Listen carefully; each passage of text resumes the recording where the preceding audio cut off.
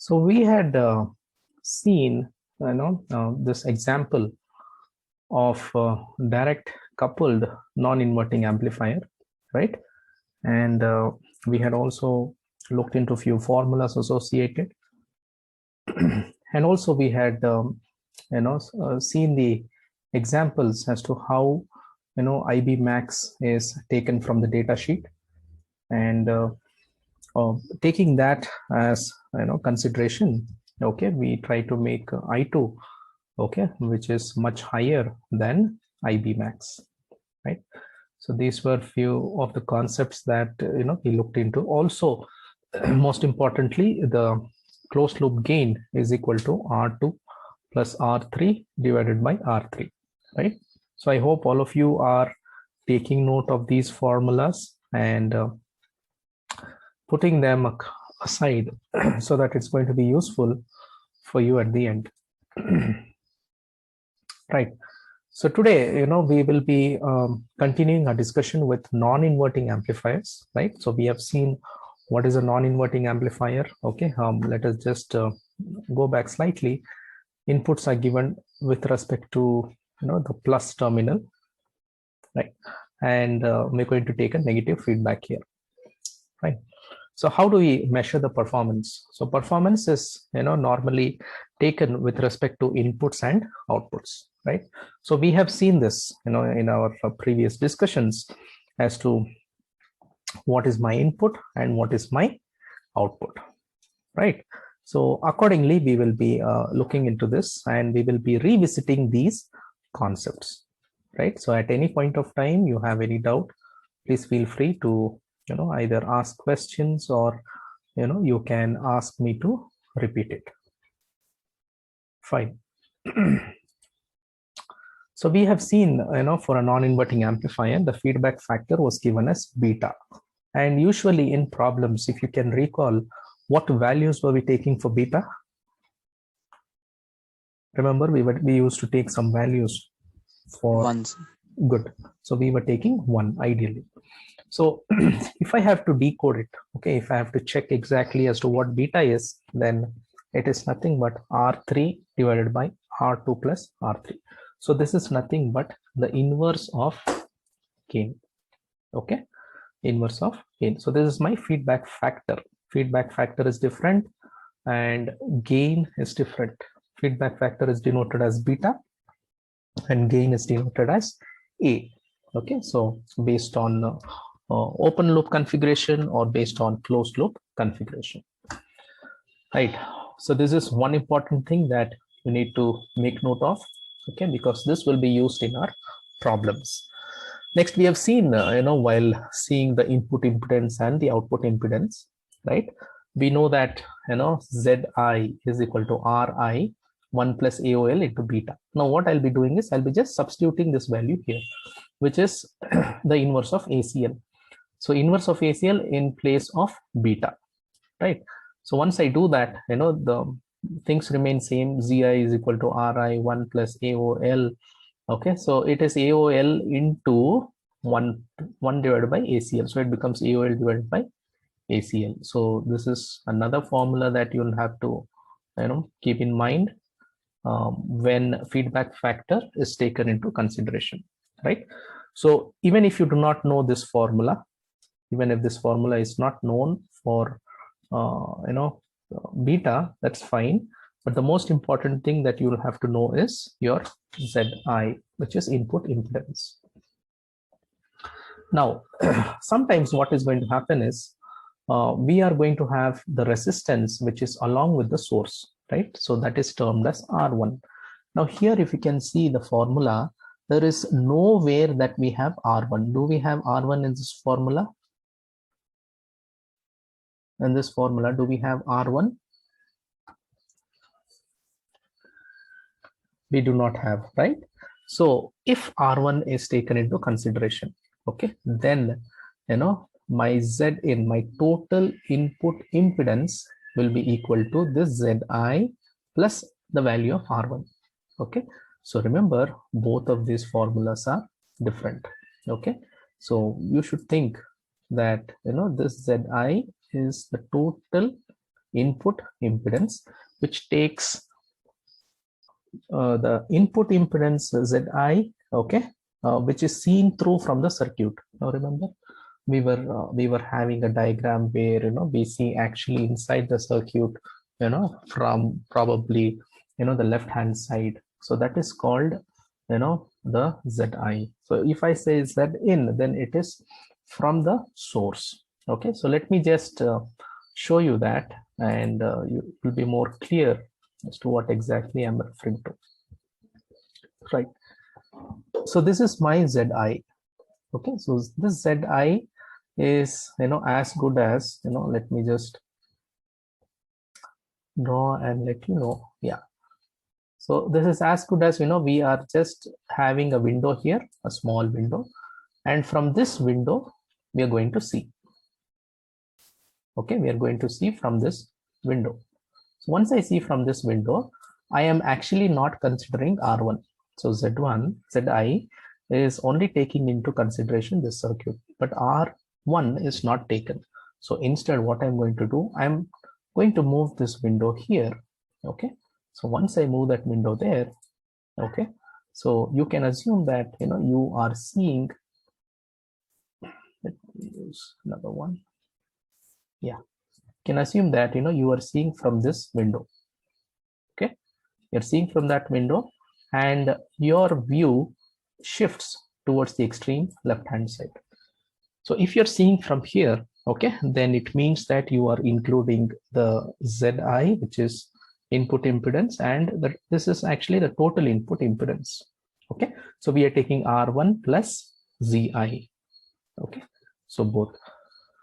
Now the output impedance, we have seen that this output impedance is nothing but R0 into 1 plus AOL into beta. Now again we are substituting the same value into beta, so this becomes my updated value for Z0, okay, which is equal to R0 into 1 plus AOL divided by ACL. Open loop gain, closed loop gain. Few values you'll have to take from the question, and some of the values you'll have to take from the data sheet. So I think it's clear till this point. Any doubts up till this point? Can I proceed? Yes, sir. Okay, so you will have to know what is the difference between Zi, okay, and you will have to know what is the difference between Zin. Okay, so if you can understand, or if you can differentiate between these two, okay, then you'll be able to put the formulas. You'll be able to understand as to how it is done.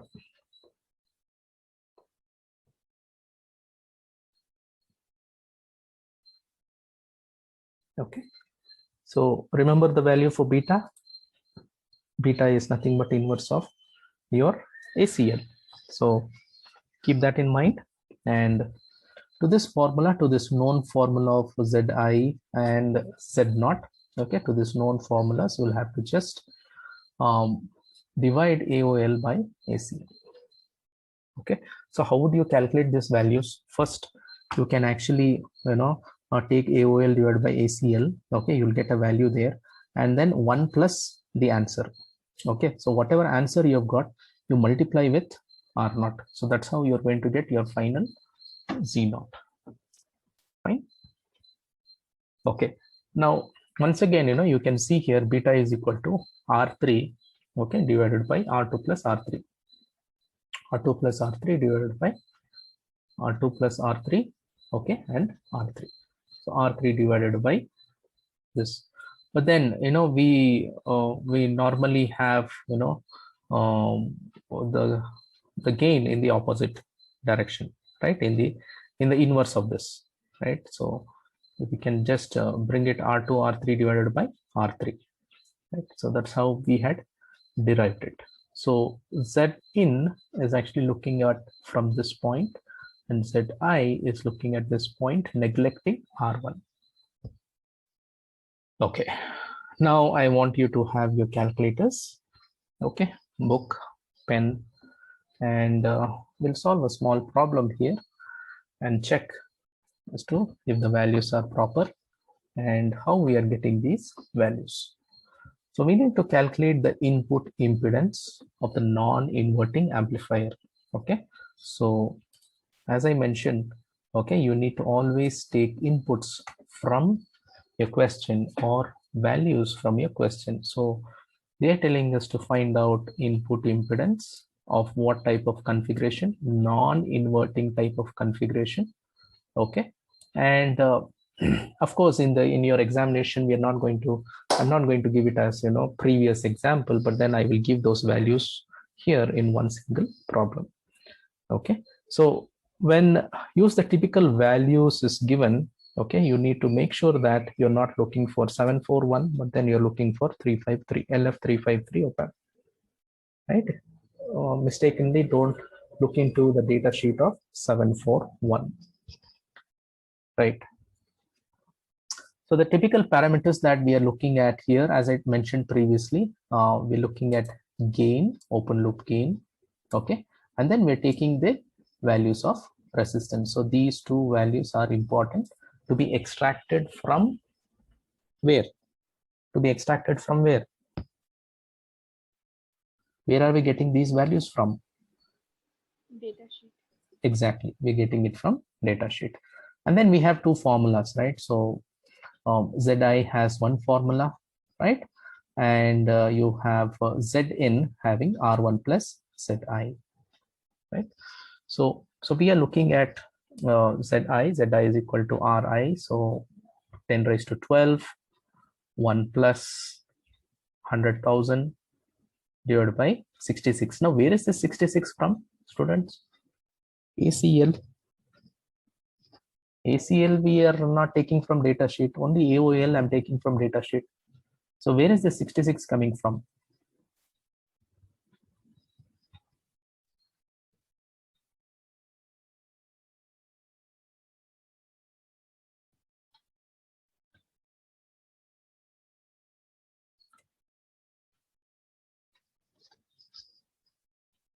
If you can recall in the previous example, right, we had used ACL as 66. Okay.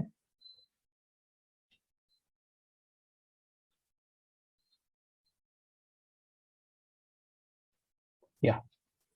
So approximately about 66 voltage gain of approximately 66. So we are taking this value from the previous problem. As mentioned, in your examination, I'm going to give all the values there in the question so that you can easily solve them.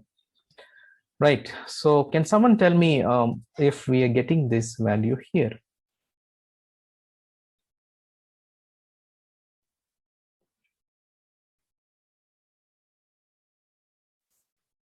Yes, are we getting this value here?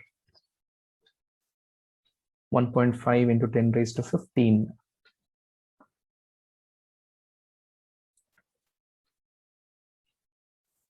Yes, are we getting the value? Can someone help me out with checking out the values? Yes, sir, 1 second. Okay.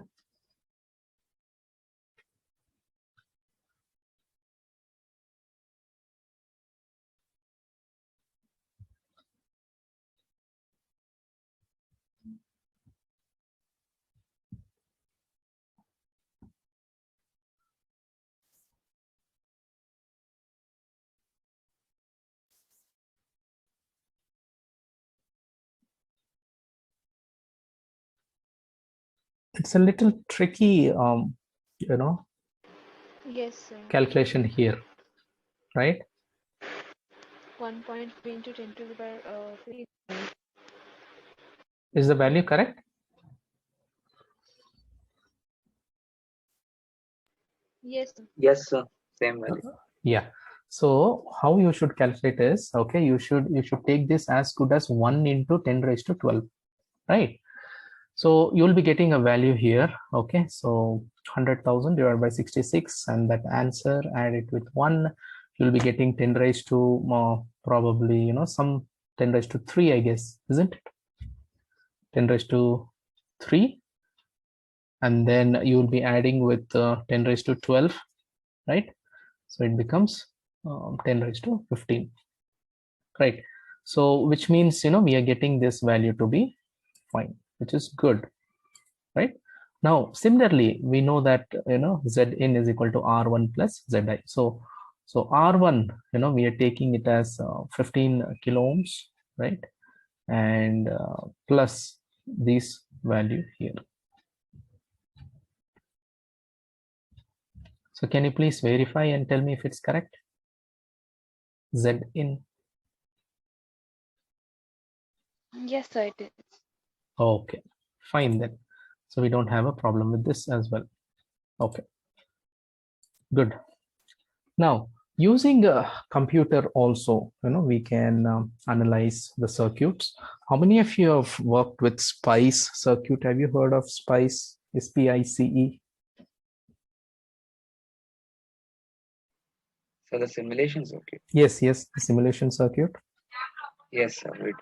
Yeah? We had in the lab last time. You had it in the lab, isn't it? Yeah. Yeah. So that is one of the examples as to how this computer simulation can be done. Okay. Now, if you can recall, we had solved it in the previous example. Okay, and let us just look into that.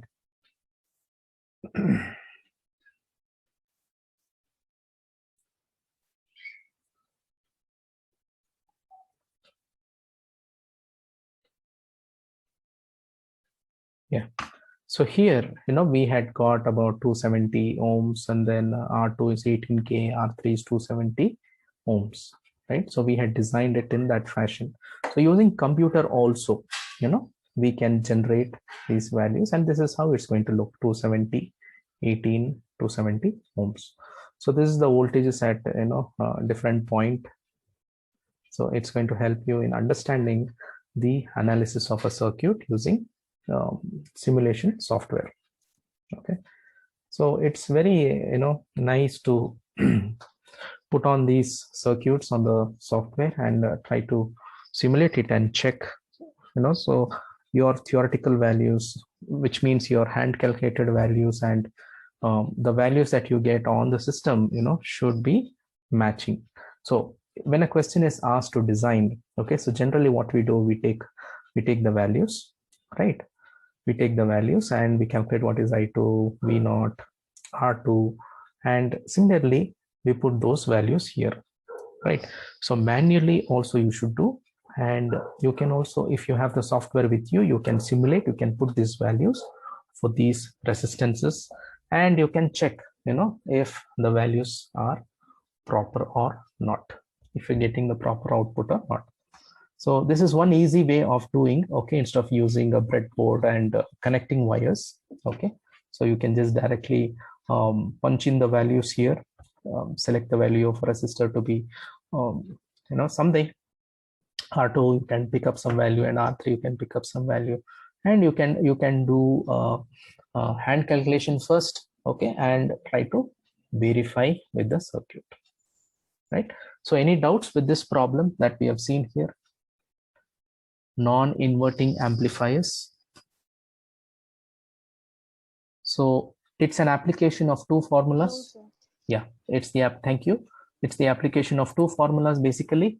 Okay, so you should be knowing the formula for Zi, and you should be knowing the formula for Zin. Okay, so this example helps us understand as to how these equations can be used, right? Okay, so we will move on to the next concept. Right. So we had seen, non-inverting configuration. So today we'll move on with the next new topic, which is the inverting amplifiers, right? Inverting amplifiers, direct coupled inverting amplifiers. So at the left-hand side, you can see the circuit. We're going to use most of the time, if you can see, about 90% of the time, we use the standard circuit, okay, wherein it has, R1, okay, RS, okay, R2, R3, if it's an inverting configuration. If it's a non-inverting configuration, okay, then we will be mostly using the circuit which I've discussed previously. Okay, So this circuit we will be using most of the time. Okay, you will have Vs, Rs, and input voltage R1, R2, R3. This is your voltage divider, negative feedback, and output with respect to ground. So this is, keep this circuit in your mind. Okay, so standard, this is what we're going to use for non-inverting configuration. For the inverting, okay, we are going to reverse these terminals and we will look as to how it is done. Okay. So here also, right, we have Vs, Rs, and then R1. So here we have series resistance. Okay, and there we had just R1. And the negative feedback, it was coming at the bottom, right? But then here we are taking at the top because the minus terminal is here. Doesn't matter. It's one and all the same. So this is, using the design using inverting amplifier. Okay, so we are using a bipolar op-amp. Now, as I told you, 741 is not the only op-amp, right? We have many other op-amps. So op-amps are designed based on the kind of application, okay, based on how you're going to use them, based on how, how much of throughput that I need, how much of gains that I need, okay, how much of outputs that I need. So accordingly, these op-amps are designed and made sure that, they are categorized and, subsequent numberings are given. Okay, just like how you have 741, previously we had seen LF353, right? So this is all with respect to the company and the naming is given. So each serial that you have, okay, each serial number you have doesn't, okay, as I told you, even if it's manufactured at the same time by the same company, but still, if you compare two 741 op-amps, okay, they may not be giving you the same level of outputs. Okay, one might give you, say, about 4.5 volts, the other one might give you probably about 4.4 volts. Okay, so you cannot, say that, since it's manufactured at the same time, it's the same batch from the same company and having the same IC number and all the resistors, capacitors, and the circuit inside are same, I can get same outputs from these two different 741s. No, it's not going to happen. We are going to have different outputs from each. The margin is not going to be, the difference is not going to be too high, but then it's going to be, very less, right? So let's get into this inverting configuration. So we have Vs, okay, and we have Rs, R1, R2, okay, so and R3. So I have plus VCC, okay, and minus. Remember, this is my inverted configuration, right? So the inverting amplifier circuit in figure includes resistor R3, okay, R3 at the non-inverting terminal to equalize the DC voltage drop due to the input bias current. Now remember, we have something called biasing, right? Biasing is to make the circuit work, right? So we have IB minimum, IB max, okay? So if you can see the problems previously, right? We have taken IB as standard and multiplied 100 with that, isn't it?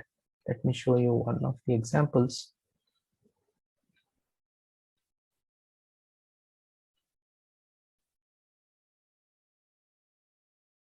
Yeah, so IB is taken from the data sheet as 500 nanoamps. Remember, I had spoken about this, and keeping that in consideration, okay, we take or we calculate the different currents. So this becomes our base, right? And based on this, we try to calculate the other currents, right? So this IB is talking about, the same current which is flowing to the inverting and non-inverting terminal. So it's very minimal, right? Okay, so what is the usage of this R3? So R3 makes sure that the terminal, okay, there's an equalizing of DC voltage drops, okay, due to input bias. So input bias is this IB, and this makes sure that your DC voltage drop is equalized. Whatever drop is there, that is equalized, and with the help of IB. As seen in other circuits, approximately equal resistances should be seen when looking out from each input terminal of the op-amp. So when you're seeing from the each input terminal, remember I had drawn a window, a small line, and then I told you if you are seeing from this point, how much resistance it should have. So based on that calculation, right, we say that R3, okay, this R3 is equal to R1 and R2 being in parallel, right? See, because we have something, we have a ground here, right? So what ground is this? Can someone tell me? We have a specific term for this junction here, for this ground here. We have seen this previously also. So what ground is this? It has a dotted line. So which means, are we connecting ground to that point?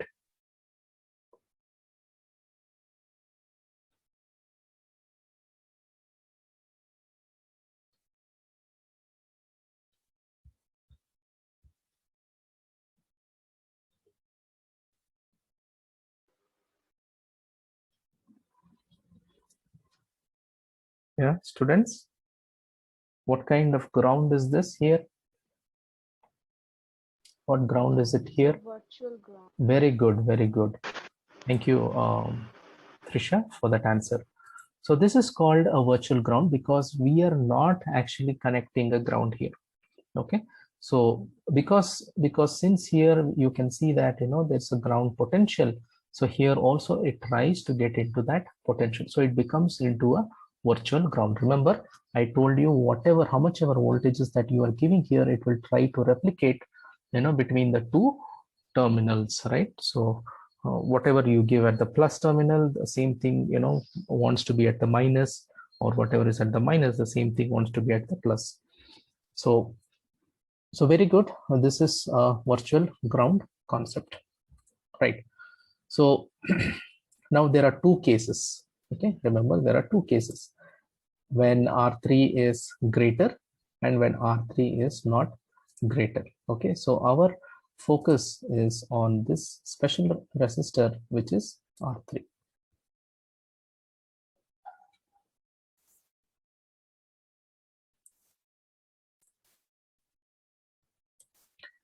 Okay, so the next point that we will be seeing is, if R1 is not very much larger than the source resistance, which means if this R1 is not bigger than RS, okay, then how do we take it?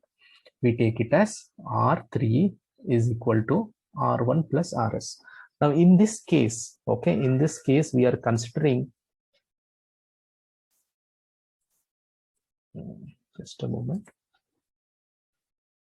Yeah, so in this case we are considering that R1 is much greater, but say for example, okay, say for example that R1 was too small in our second configuration and RS is very high. So in that case, I cannot neglect RS. I have to take RS into consideration. They both are in series, so I'm going to add them up. So R1 plus RS, okay, so that becomes in parallel as usual. So this term here, okay, so let me just, so this term here, okay, which is R1, okay, R1 will exactly become R1 plus RS, and in parallel with R2 remains the same, right? Okay, so the next one, with bipolar op-amp circuits, students, you're able to understand, right, what we are doing if R1 is small, what we are doing if R1 is big. Any doubts here?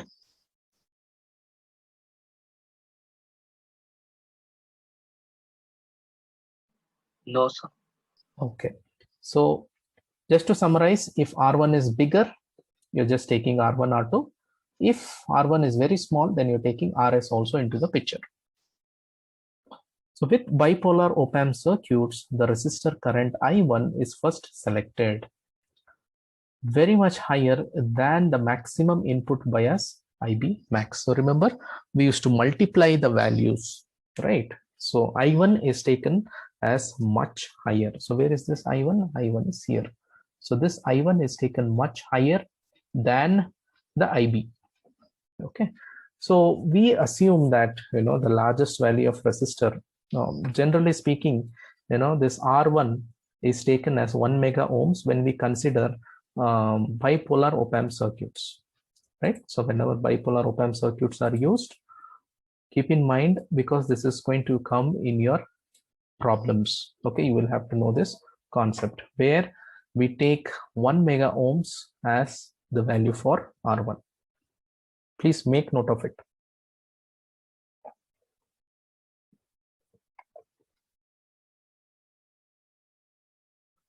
Okay, fine. The input voltage across R1 and the output is developed across R2. So the input voltage comes across R1, which is VI, and the output voltage is across R2. Okay, so if I have to calculate, okay, R1 is nothing but VI divided by I1, because voltage potential is taken here and how much of current is flowing. So that gives me the value of R. So it's V is equal to IR. So that formula is used here. And I'll be getting this formula here. Yeah, I'll be getting this one here. Now for the next one, R2. Okay, if you take R2 into consideration, then you can see that it is associated with output voltage. Okay, and what type of current do I have? I have I2, which is coming across, right?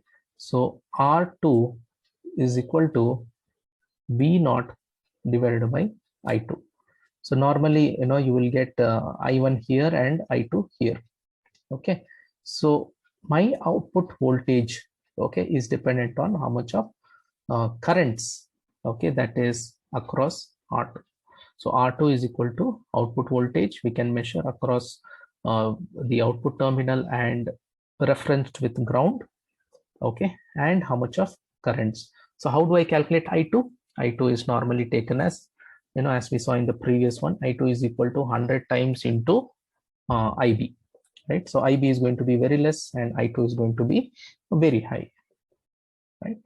So any doubts here, students? Sir? Yeah, please tell me. Sir? Yeah, please Am I tell me. audible?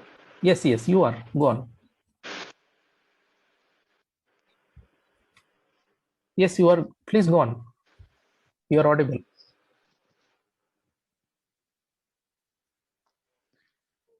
So why are we choosing the resistance value as 1 ohm? Is it to have high impedance in the input side? Yes, to have a large value of resistance. Okay, sir. So that's why we take it as 1 mega ohm. So usually, we can even take still higher resistance. But when we calculate the values, 1 mega ohm should, do the job. So we are okay with using 1 mega ohms.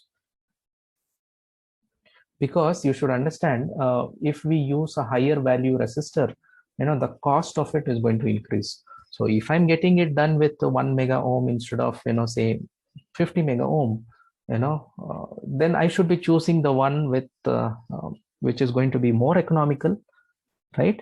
Instead of making my circuit more costlier, isn't it?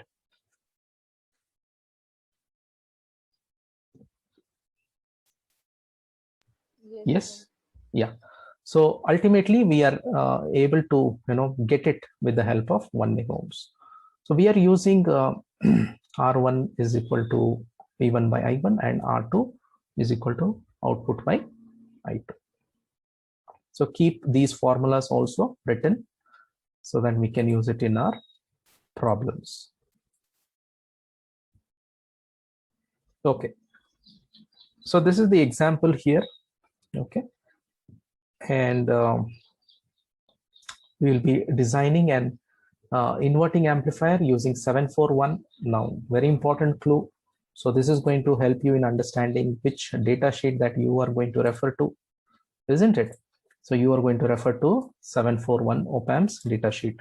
And what type of configuration? They're telling us to design an inverting type of configuration, right? So which means the input actually gets into the negative terminal. So the voltage gain has to be about 50. Okay, so I know that my A is 50, and the output voltage amplitude, which is V naught, is equal to 2.5.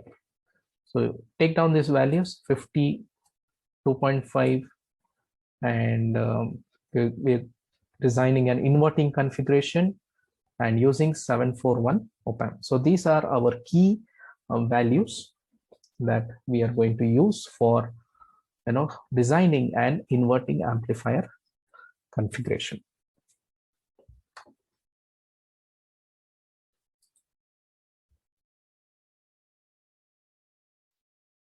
So we have seen in the problem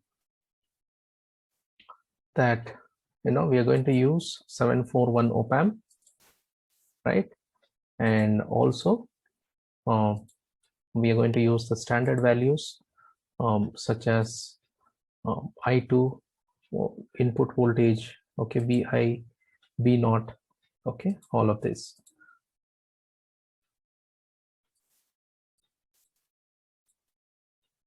Right. So I2 is equal to we are taking 100 times of IB max. So can someone check and tell if this is correct? Keep your calculators handy with you.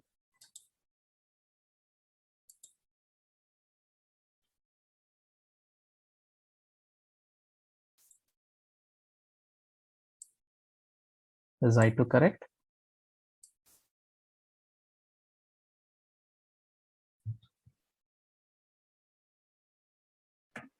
Yes, sir. Okay, fine. So we are having about 50 microamps. Thank you.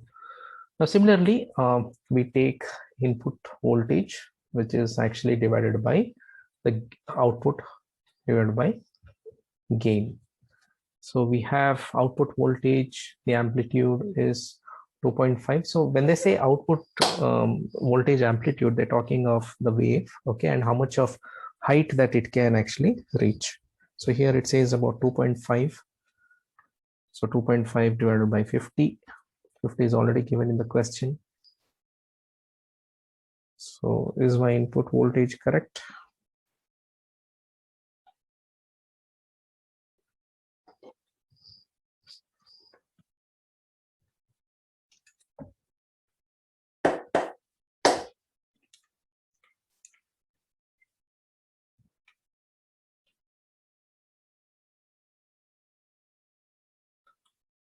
Are we getting it?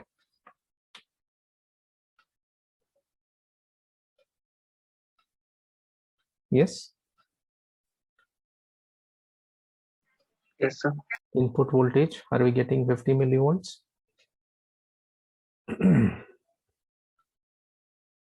Fine. How about R1? Please make note also so that you'll be able to understand. Just don't look at the screen and do the calculation.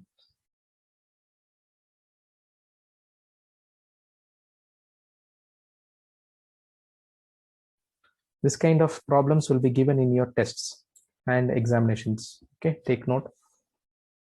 These kind of problems will be given. Data would change. Instead of inverting, I would say non-inverting. Okay, something like that. So accordingly, use your formulas. This is when the formulas that you write down separately is going to help you. So we have seen previously that R1 is equal to VI, input voltage, divided by I1. So input voltage we have calculated here as 50 milli, and I1 we are going to use 50 microamps.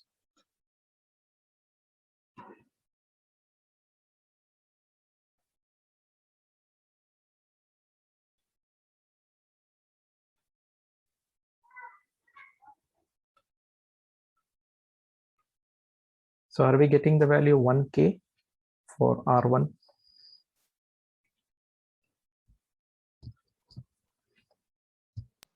Yes, sir. Okay, good. Similarly, we have the formula R2 is equal to V naught by, it should be actually I2. So 2.5 divided by 50 micro.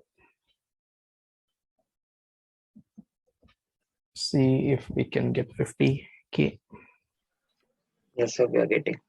Okay, good. So we don't have 50K as standard. So we'll be using a 47K as standard value for R2. Okay, and this will give a gain slightly lower than 50. Why is it? Because the resistance is reduced. So as the resistance is reduced, the gain also does change. Okay, or we can use a 56 kilo ohms, okay, to give a slightly higher gain. So depends, okay, either what kind of application you're looking into. If you want the gain to be higher, then you can use a resistor which is higher, or you can use a lower one. Okay. Alternatively, they say that you can use a 47 kilo ohms if you exactly want to map it to 50. Okay, so you can take in series 47 and 3.3. So 0.3 is going to be higher here.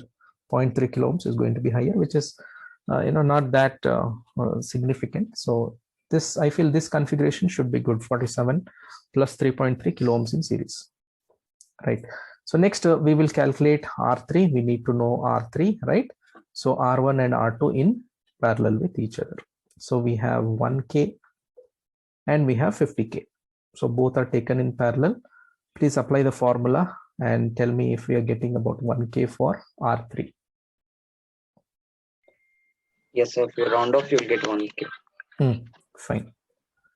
So usually in these problems, what we do is we try to round off, and you can, in the bracket, when you round off, when you write 1K, you can write in the bracket approximately. Okay, so that the evaluator will know that you have not got exactly 1K, but then you have got slightly close to that range. So that will add a good impression on you that you have calculated it and you have got the values, right? So having known all these values, okay, we put them into the circuit. Okay, so R2 have 50K, so I'll be using a 47 and in series say 3.3. So let's take 47 as standard, and R1, okay, 1K is put here. R3 is also 1K, right?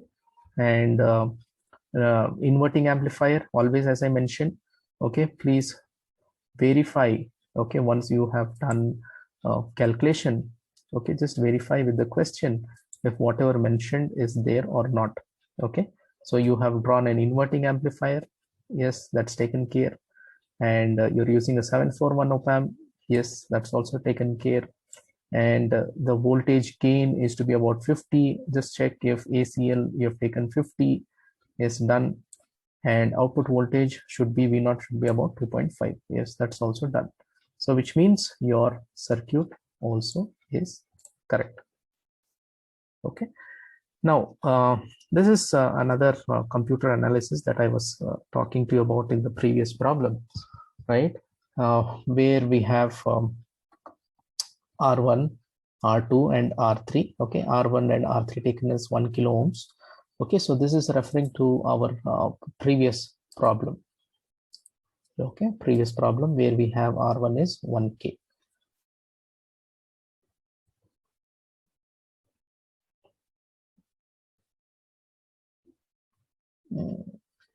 No, what I have done here is, yeah, for the same problem I have put the computer analysis here. Yeah, so in the computer, what they've done is they've used a 56 kilo ohms resistor for R2 instead of 47, right? And 1K, of course, it's standard here. 1K is also standard, and VI is 50 milli. Yeah, 50 milli is here, isn't it? And yeah, so that's about it. So in your computer analysis also, you can just check if the voltages, currents, resistance, putting the values of all these elements, okay, R's, on the resistances, then you can check if you're getting the same values of currents. Fine. I hope there is no doubt here in this problem. Any doubt, please let me know so that I can explain it again. If not, that we can proceed to the next one.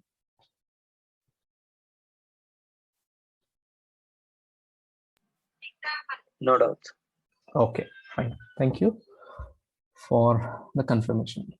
So moving on to the next one. Okay, so we are using this as our base circuit. Okay, and we are redesigning this. Okay, we are redesigning with the help of LF353. Now, as I told you, 741 is not the only op-amp. We are using LF353, and this also has a data sheet. Okay, and if possible, I will try to provide this also in your examinations along with 741.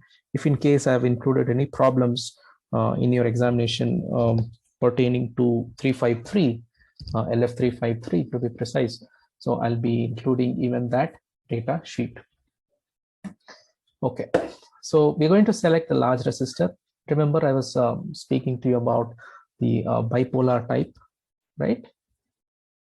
Yeah, this bipolar op-amp circuits, right? So this is referring to 353. Okay, LF353, right? So we'll be using a large resistor, okay, which is about 1 mega. Okay, and we have the equation. Okay, R1 is equal to R2 divided by your gain. So we have the value of R2 here already taken as 1 mega, and ACL as we have seen previously, right? Previously the voltage gain is to be 50, so I'm using the same 50 here. So 1 mega divided by 50. Is it correct?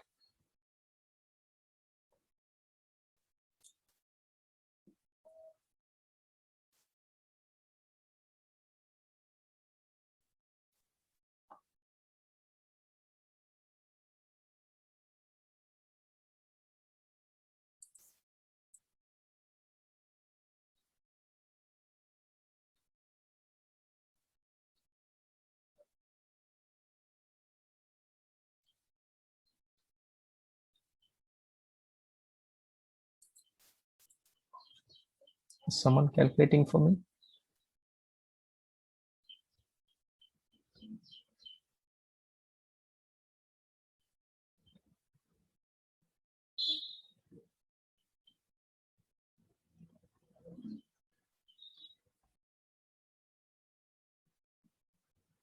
Is someone calculating for me?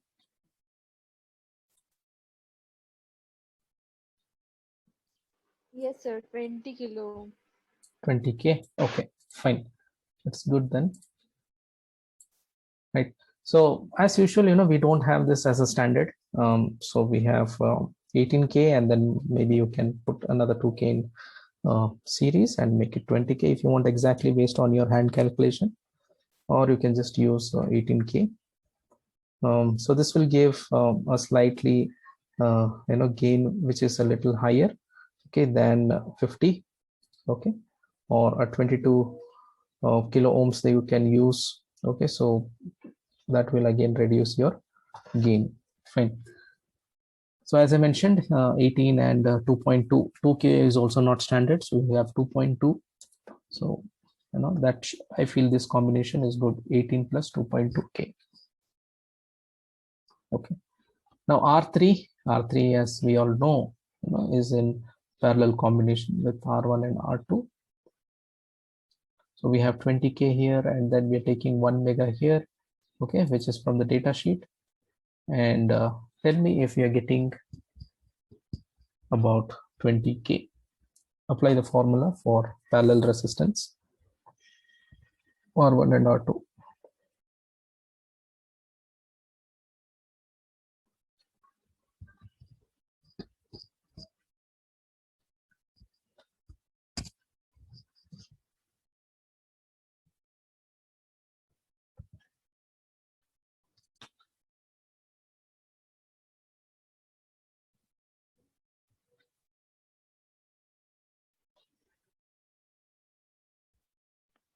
Yes, sir, getting the approx value of 22.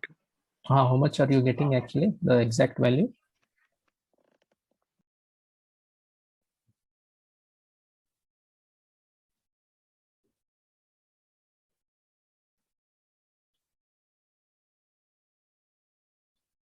You have an option in your calculator. You can just give answer is equal to, so that will recall whatever was there. So I'm getting around 14.2. Can someone else do a cross check, please? So I'm getting around 19,600. So 19.6, no? Okay. 19.6. Someone else to back his answer.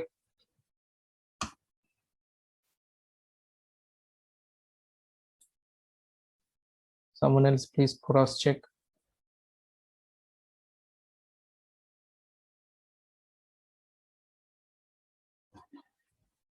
Vishwas, can you cross check that for me? Vishwas K. Yes, sir. Yeah. 1 second.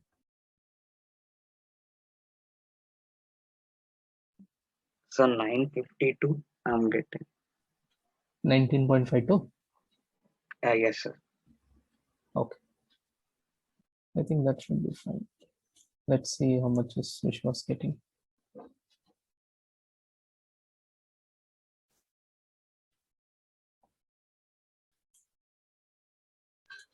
Sir, I'm getting 19.6. Fine then. So we have got a double value. Yeah. So 19.6. Yeah. So approximately, yeah, you can see the symbol here. Approximately about 20. Yeah. So we wouldn't be getting, or we do not have standard 20 value, 20K. So we can use the 18 and 2.2 in series. Yeah, that should be fine. So this value is verified for us.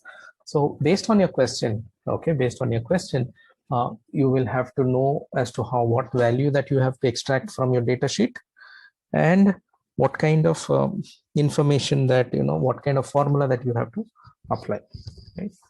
So it's pretty simple, if you know the formulas. That's why I always keep telling you that if you have these formulas with you ready, then it becomes very easy for you to calculate. Okay, fine. So can we move on to the next concept?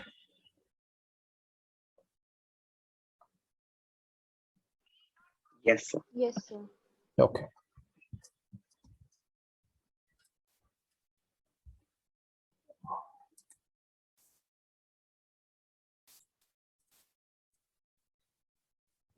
Okay, so now we have to talk about the performance. Okay, so this is important here. A question can be asked along with the circuit diagram.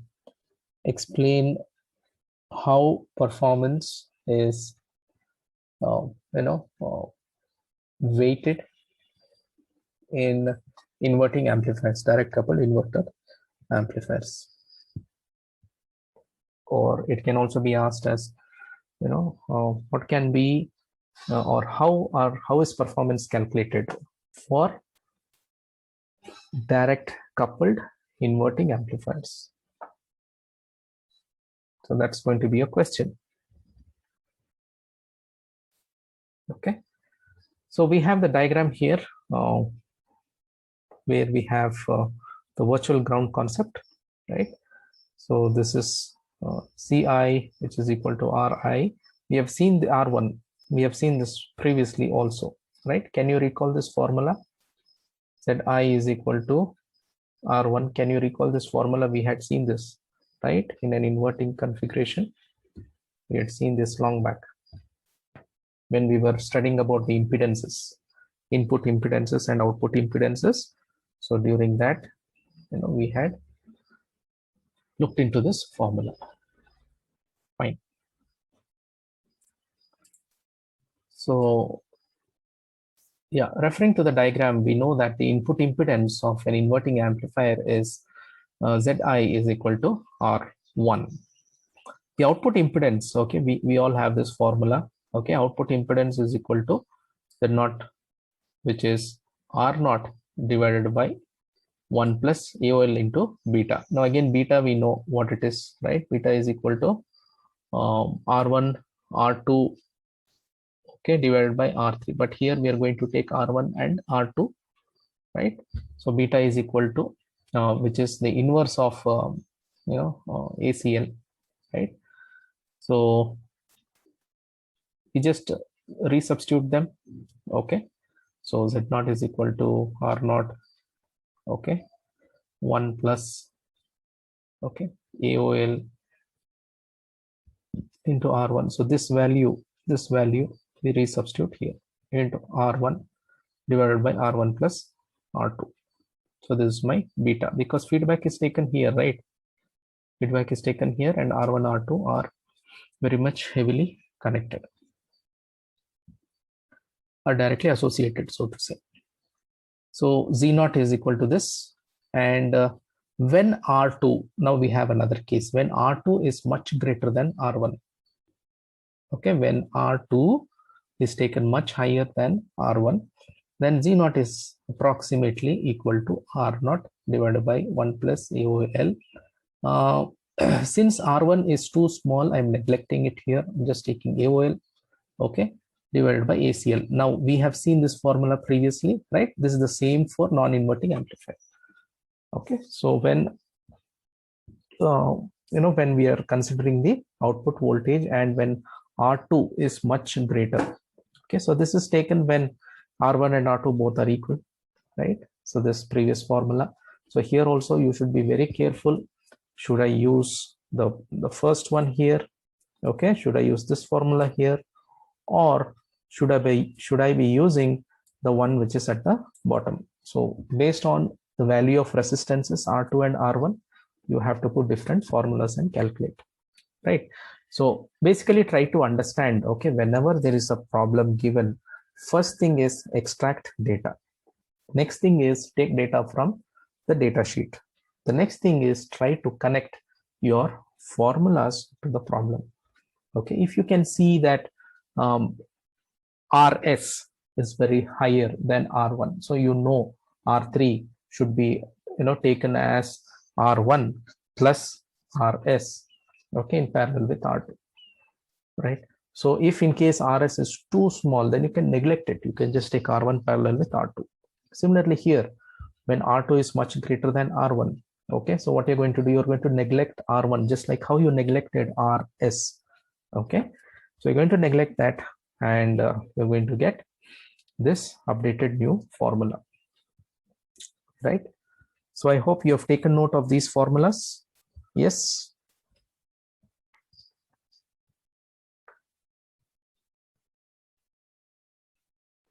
Yes, sir. Okay, so we will be solving some problems based on these formulas.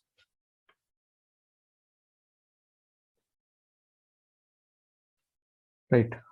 So I'll be giving that as practice.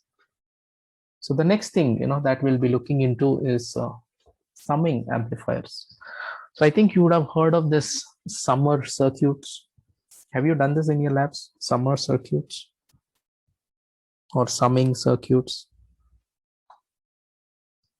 in your AEC analog electronics? No, so we did multiplexing, like voltage Okay. multipliers. Voltage multiplier. Okay. So summers you haven't done, is it? No, sir, not in the lab. This time you have HDL lab, and which is the other one? Digital signals processing lab. DSP, right? Yeah. Yes. So you wouldn't be coming across the summing amplifiers, but anyway, it's a simple one. If you have the software with you, like Spice or some, LT Spice or something, you can look it up on the internet and you can get this software.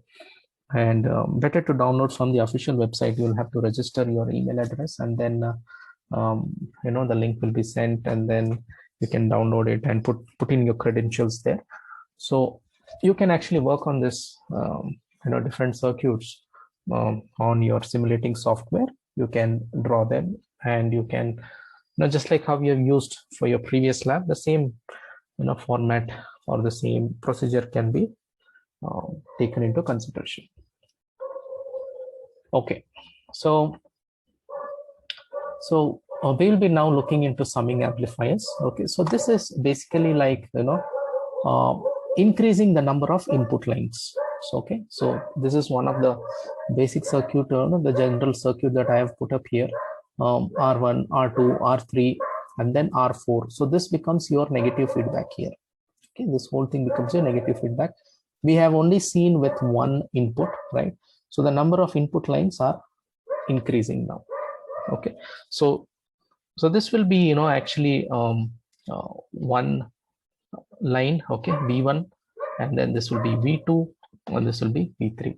So which means there will be different currents getting generated, okay, which is I1, I2, and I3, because I have both V and R, right? Fine. And yeah, so figure shows a circuit that amplifies the sum of two or more inputs. Now this summing amplifier is very important concept. Okay, I just want you all to make note of it, draw the circuit so that you will be able to understand. There is a lot of detail here. Okay, and if in case you have missed out or if you are not able to follow, let me know and I will revisit the same concept again. Right. So this is essentially an inverting amplifier with two inputs and two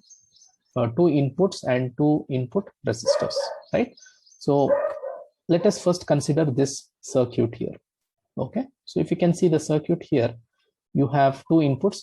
Previously we used to just have one input, one resistor, right? Here, okay, we are having two inputs, V1, V2, and we are having R1 and R2. Okay, so this is nothing but your inverting amplifier. Okay, inverting amplifier, but then with extra inputs. So extra inputs comes with extra resistors, comes with extra currents. Okay, and also, virtual ground concept also comes into picture here. Extra inputs, extra resistances, virtual ground concept, inverting configuration, right? So keep these 4 points in mind. Okay. Like other inverting amplifiers, the inverting input terminal of op-amp behaves as a virtual ground. Okay, so here also we have the virtual ground concept. Keep in mind, this is coming up in inverting configuration. The virtual ground concept very much comes in inverting type of configuration, right? So we know that, I1 is equal to V1 by R1. Okay, and I2, if I have to take I2 here, I1 is here, I2 is here. I2 is nothing but V2 by R2. Okay, so one interesting observation that you can do here is that your R1, R2 are taken of the same values. R3 is also taken of the same value. R1, R2, R3, same values. Okay, so we have different cases now for that. When to select same values and when not to select same values. So we will look into it. So all of I1 plus I2. So you have I1 here, you have I2 here. So I2 and I1 both, comes in and drops at R3. Flows through the resistor R3, giving V0 is equal to minus. Why is this minus here? Can someone tell me why are we using a minus there?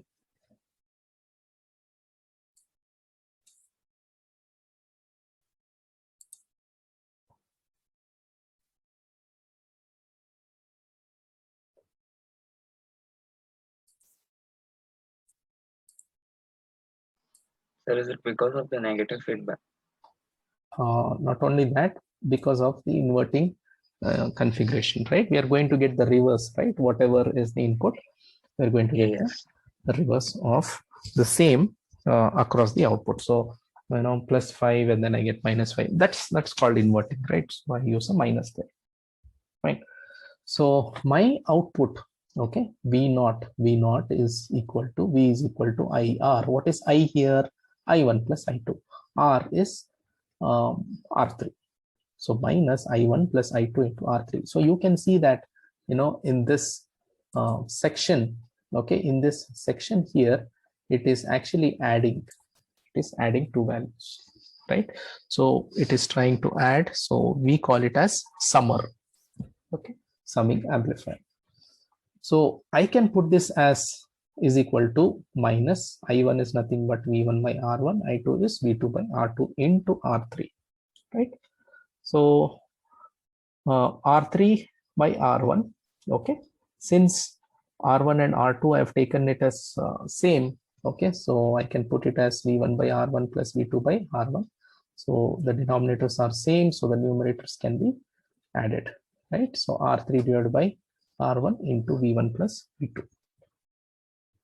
Or I can even write it in this fashion, R3 by R1. So we have seen, right, R3 by R1 is nothing but ACL, isn't it? Your closed loop gain.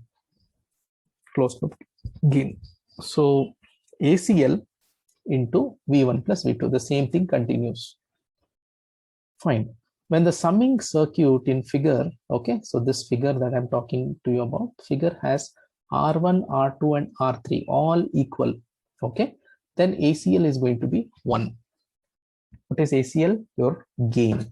So when you want gain equal to 1, that is when you're going to have R1, R2 and R3 all same. Please write down this important point.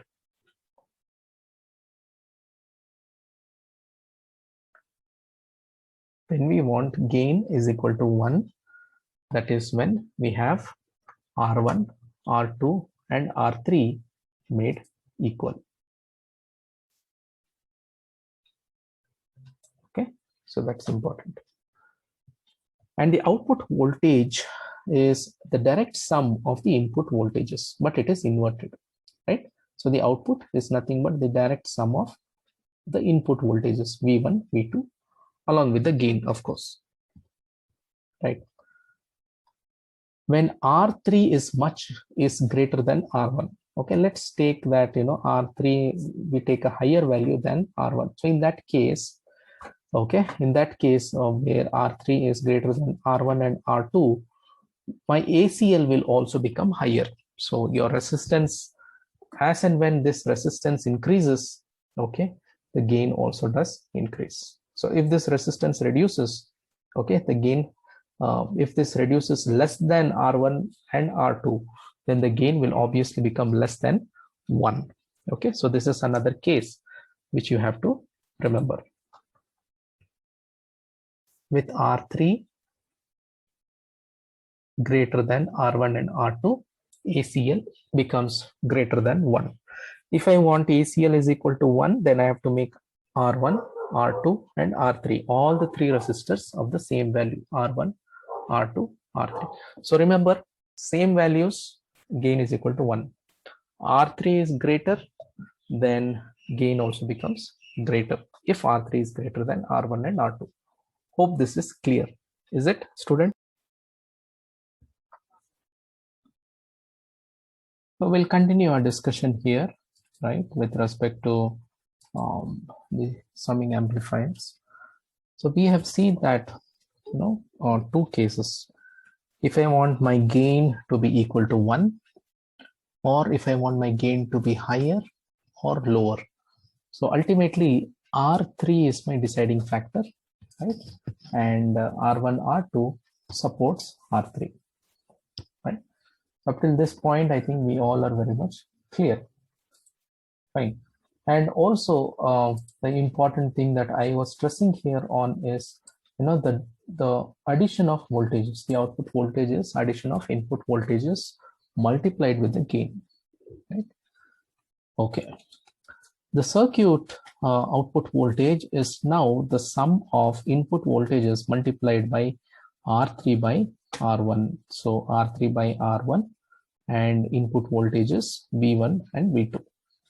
If R3 is lower, okay, if it's less than R1 and R2. Okay, if so, let's take the other case now. If R3 is very less compared to R1 and R2, the output is the sum of the inputs divided by the factor R1 by R3. So it becomes inverse. We had R3 by R1. So here it becomes R1 by R3. Okay, so this is the case when R3 is lower. R3 is lower. So the first case that we are looking into is having the resistances equal. Okay, so this will give me ACL is equal to 1. And the other case that I'll be looking into is R3 greater than R1 and R2. Okay, so in that case, I'll be getting ACL greater than 1. So that's my second case. And the third case, okay, we have seen equal, greater than, and now less than. So when R3 is lower than R1 and R2, the output, okay, is the sum of the inputs. Of course, so this parameter V1 plus V2 is not going to change. Okay, the only change that is going to reflect is between R3 and R1. So here, instead of R3 by R1, it becomes R1 by R3. So three cases: equal, greater, lesser than, and the formula changes. Right? Keep in mind the formula changes. Suppose there are three inputs to a summing circuit. Okay, now let's take three inputs: R1, R2, R3. So here we just have R1 and R2. So if in case we have three, then what is going to happen? Okay, and let us assume that R1 is equal to R2 and is equal to R3. So R1, R2, R3 are of the same values. So in that case, okay, R4, you're going to choose R4 in such a way that you are taking, the one third of R1. Okay, so since they all are equal, so R4 is equal to R1 by 3 or R2 by 3 or R3 by 3. Anything for that case, because we have already met the criteria of keeping R1, R2 and R3 same. Okay, now what about the output voltage? The output voltage is going to be minus, because it's an inverting configuration, input voltages divided by 3. Okay, so how much ever voltage that you are giving here, V1, okay, V2, V3, all these added and divided by 3. Suppose we are going to have one more input, say V4 and R4, then what is going to be the formula here? What is going to be R4? Or it's going to be R5, because 1, 2, 3, one more resistor R4, this will be R5 and this will be R6. So can you tell me what is going to be R5?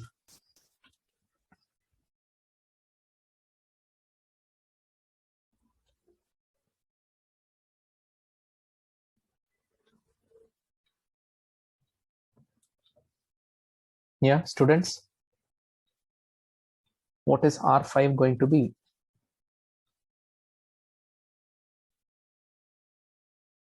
You want me to repeat the question?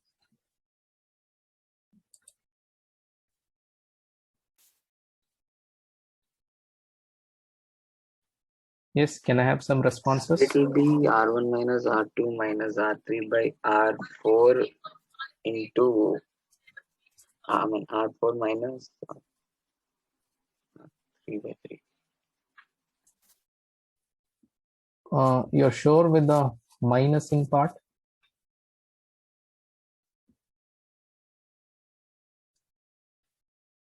My question was, if in case we have another resistor here, okay, so that's going to include R3 is equal to R4, okay, R1 is equal to R2 is equal to R3 is equal to R4, and my R5 is going to be R1 divided by 4, okay, because I have 4 resistances, and the output voltage V0 is going to be 1 by 4 V1 plus V2 plus V3 plus V4, right?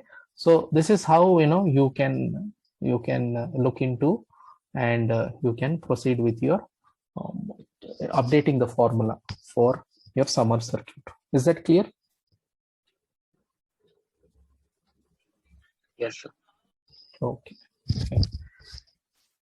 So we have final V0, okay, which is equal to sum of all the input voltages divided by 3, since we have 3. So the output, okay, so this is very important here.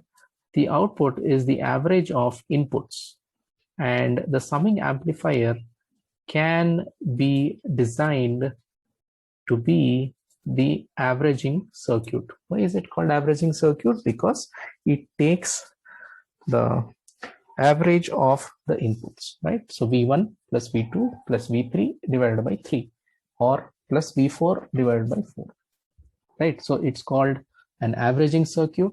Okay, summer is also called. So in your examination, to confuse you, I might ask, write a note on the averaging circuit. So do not get confused. Once you hear the term average, it means it is associated with adding, it is associated with the number of values that it is going to be divided with, right? So which means it is referring to your summing amplifiers, right? So the summing amplifier is generally designed the same way as an ordinary inverting amplifier.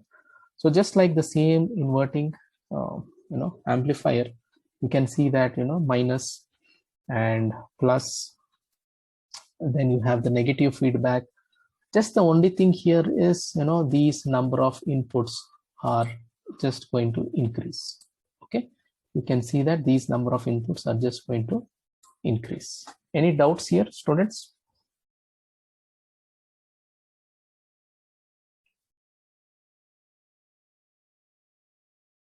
This is an important concept. Any doubts, feel free to ask.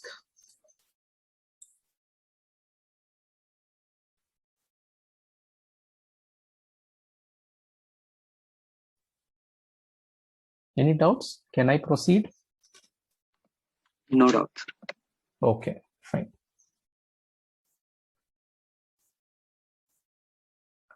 So next, we'll be looking into an example. Okay, and after which I'll be talking to you about the application of summing amplifiers. Okay, just a moment.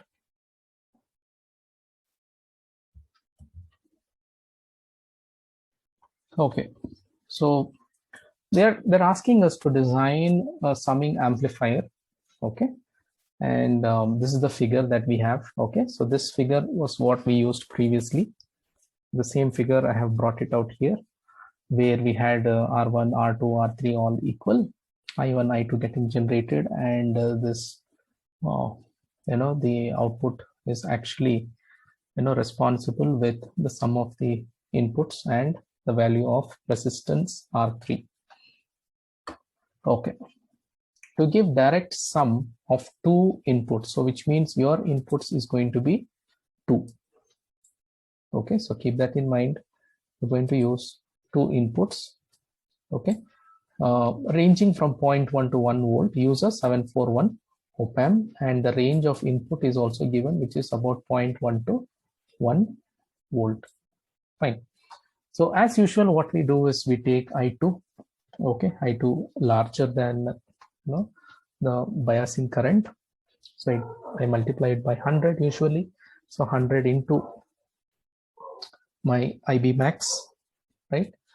So is it giving me 50 micro?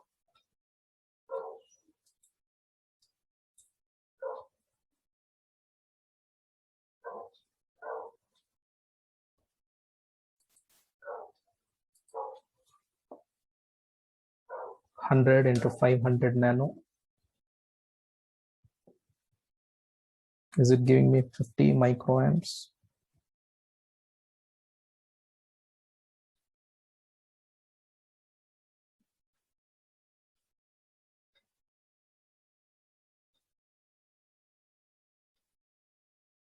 Yes, sir. Okay, good. So next, we know R1 is equal to V1 by I1, right? So this R1 is equal to V1 by I1. So we know that we have the minimum value of V1 starting from 0.1. So the same 0.1 I'm going to take, and I1. Okay, I1 is also going to be 50 microamps, which is the minimum. So just tell me if you are getting about 2K.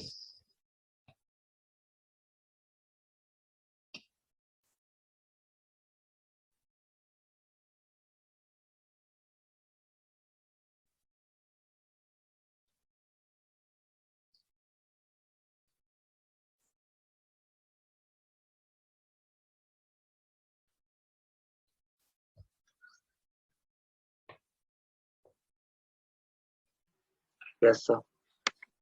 Okay. So exactly you're getting 2K or any approximations? No, sir. Exactly.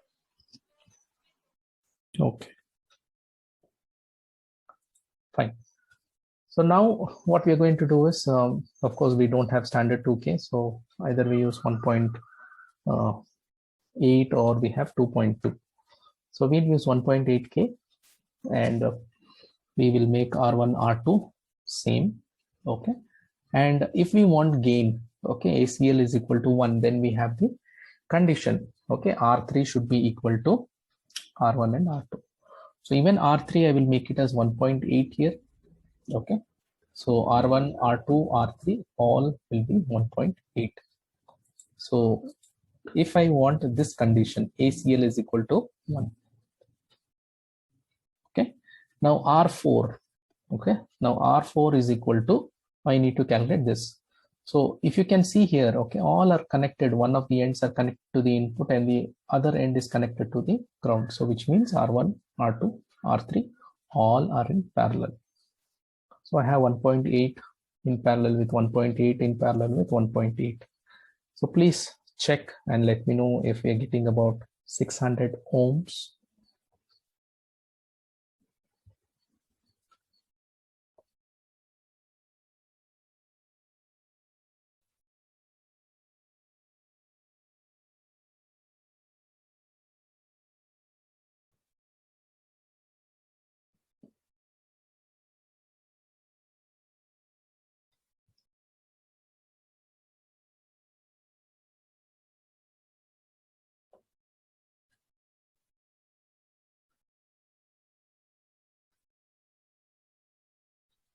Yes, sir. Getting.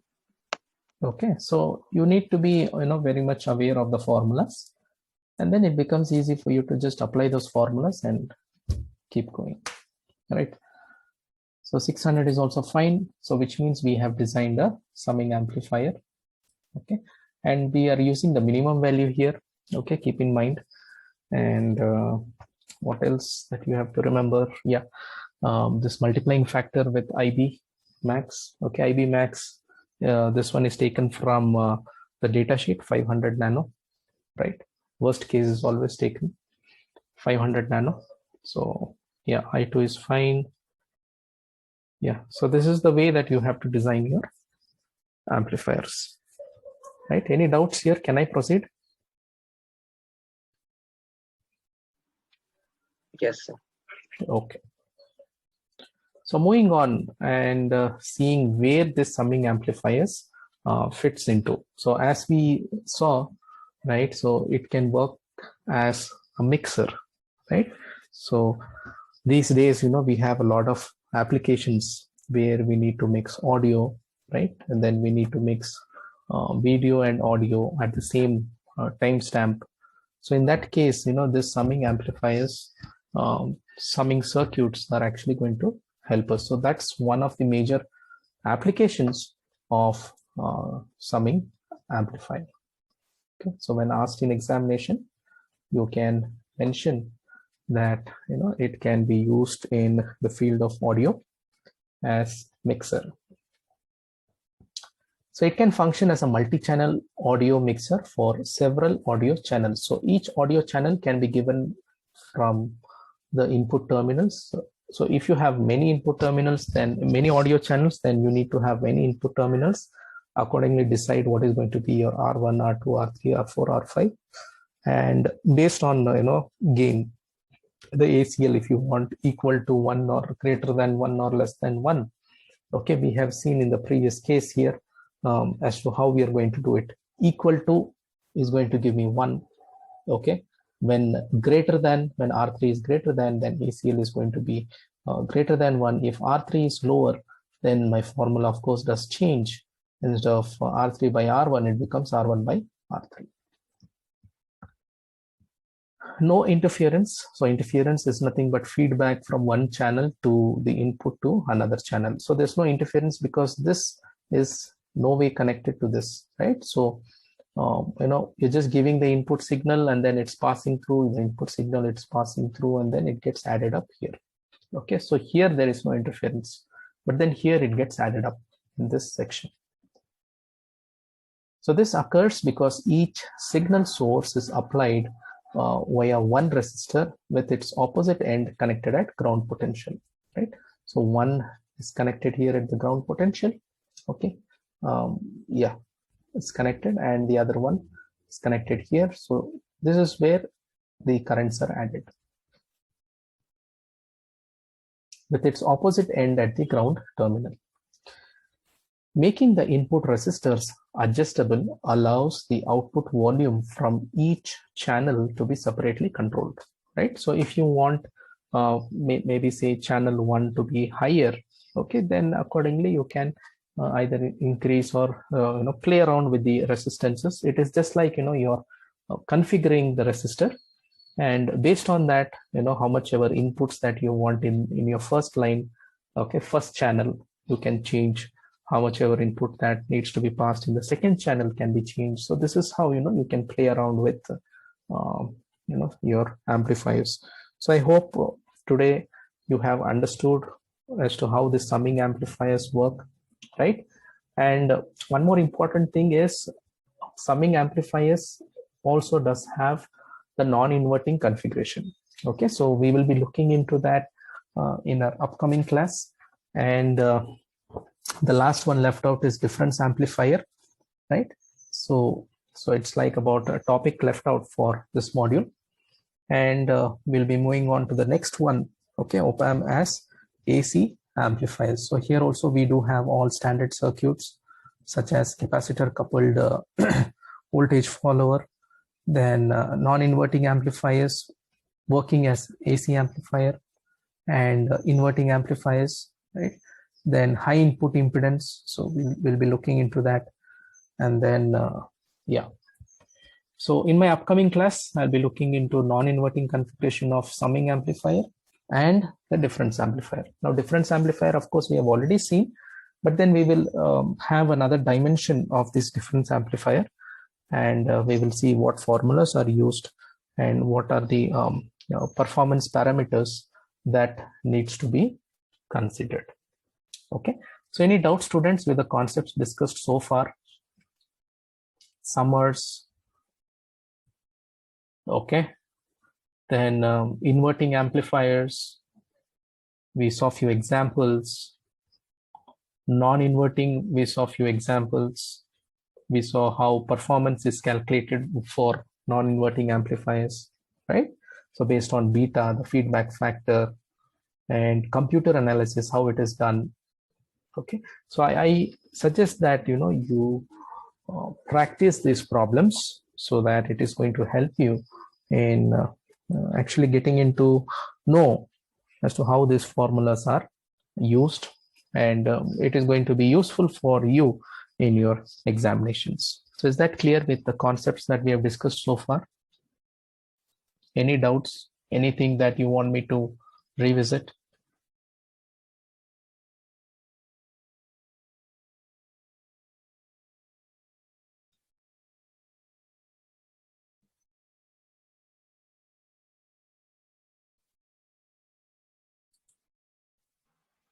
No, sir, it's fine. Fine then. Thank you.